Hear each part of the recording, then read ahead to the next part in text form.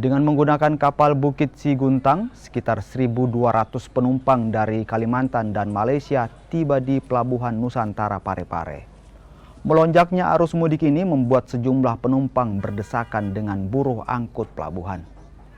Selain harus berdesakan dengan buruh, sejumlah penumpang dari Kalimantan ini mengeluhkan harga tiket kapal yang mahal. Sementara itu, pihak PLNI membantah tiket kapal naik dan mengimbau agar warga tidak membeli tiket kapal dari calo. 1.200 orang ya. Pak, terkait dengan tiket Pak, apakah ada kenaikan harga Pak?